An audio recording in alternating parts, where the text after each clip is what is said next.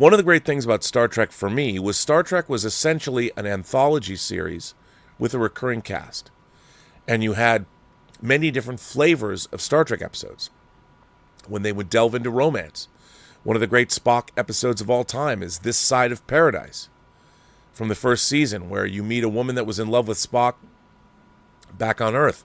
But Spock could never return her love, but being infected by these spores, he lets his emotional guard down, and he actually can have a romance with her and consummate their relationship. And it's done in a very adult manner.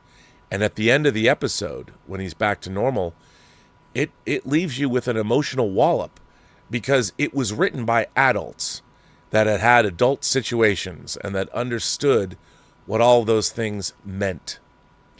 And cut to modern Star Trek, the infantile junior high romantic shenanigans have taken front row center with the hack writers that write Star Trek Strange New Worlds, one of the greatest wastes of a franchise, well, in American entertainment history. The Star Trek franchise has made me more interested in the world and the universe around me. One of the things about early Star Trek episodes is a lot of the time they would do war allegories. Of course, the episode Balance of Terror that Strange New Worlds desecrated. Balance of Terror in the first season, the first time we see the Romulans. My God, if you want to do... It's monumentally depressing. But there is an episode of Strange New Worlds, and there is the Star Trek episode Balance of Terror from the original series. I don't remember the names of Star Trek Strange New Worlds episodes, but they even ape camera angles from Balance of Terror. Modern Star Trek is really, it fails on almost every level, with the exception of beautiful production design. The cast is uniformly excellent, for the most part.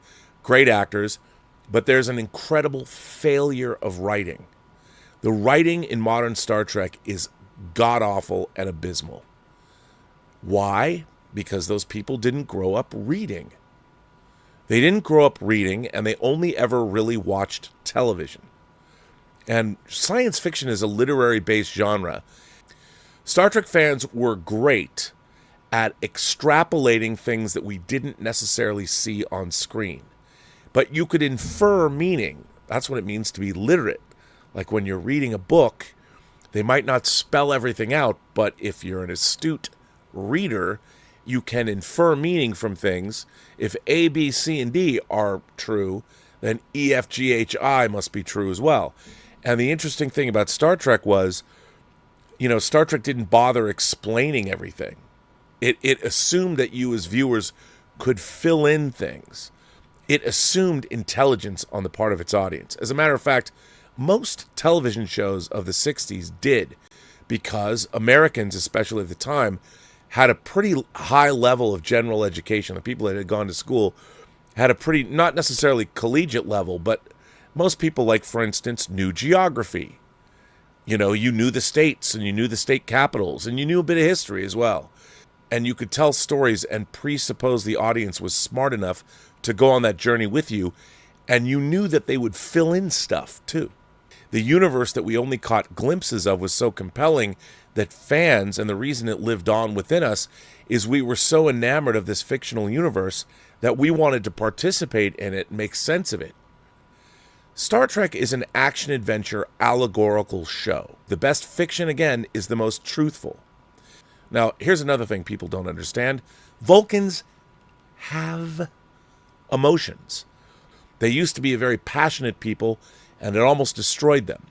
Surak came up with the idea of applying logic to Vulcan philosophy. The entire Vulcan civilization, to preserve themselves, governed their passions by learning how to control their emotions. They have them, but they control them. Also, Vulcans understand humor. Spock especially. His mother was human. The great thing, Leonard Nimoy's performance in Star Trek was so wonderful because he understood humor. But he wasn't going to let you know it. The thing about Spock was he had to be the best Vulcan and, in a way, had to be the best human as well. In Strange New Worlds, they act like he's got a learning disability. They've actually said he has a learning disability, and they treat him like he's Data. They're not sophisticated enough to write Spock the way he needs to be written, which is surprising because you could go back and if you ever watch the entirety of the original series, you could see exactly how Spock should be written. And Ethan Peck is a great actor. He has been given shit lines of dialogue. He's jobbed every episode. Spock is the ultimate badass, and they have turned him into the ultimate chump. This lovelorn puppy dog that everybody punches. I mean, Leonard Nimoy's Spock wouldn't put up with Nurse Chapel for 5 minutes, and it's maddening to watch a very unsophisticated vision of romance. I mean, puerile and junior high level at best. You wonder if any of the people that currently write Strange New Worlds have ever had a great romance in their lives, much less had great sex. Maybe a rim job or two. I don't know. Might help them out. Maybe it'll help their writing, because they certainly can't write romance for shit, nor should Star Trek be a romantic show. Just saying. Why come up with a really compelling, interesting science fiction story when you can just tell interpersonal romances that are wildly inappropriate? Spock would never engage in them to what?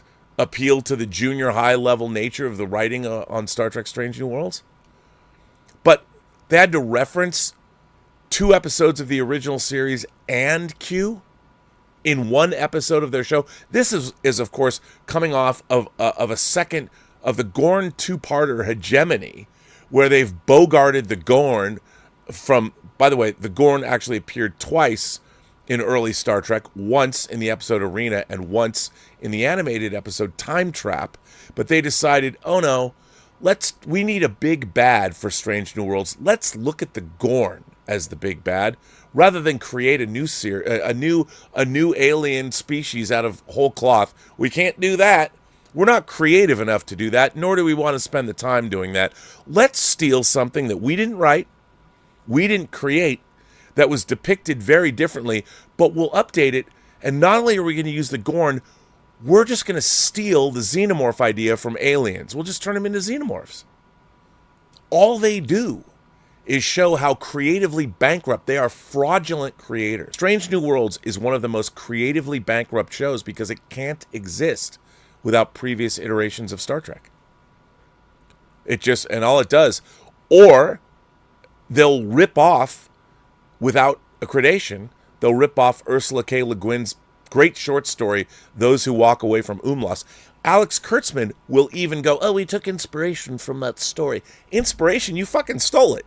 When the Gorn is introduced in the original episode Arena from the first season of Star Trek, they got a little dinged about it because that episode bared a strong resemblance to a Frederick Brown short story.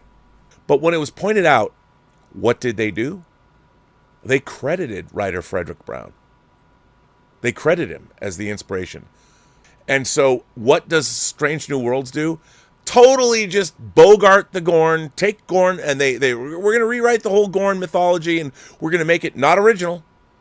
They don't look at let's look at the life cycle of reptiles. What would a spacefaring reptilian race, how would they have evolved? That's too difficult. Let's just make them like xenomorphs and alien. That's easy. People don't understand that. Yeah, but how do you go from the depiction of the young to how do they become a spacefaring race that has, as we saw in Arena, better warp technology than the Federation? Who cares? Doesn't matter. Episode 3, Season 3 of Strange New Worlds.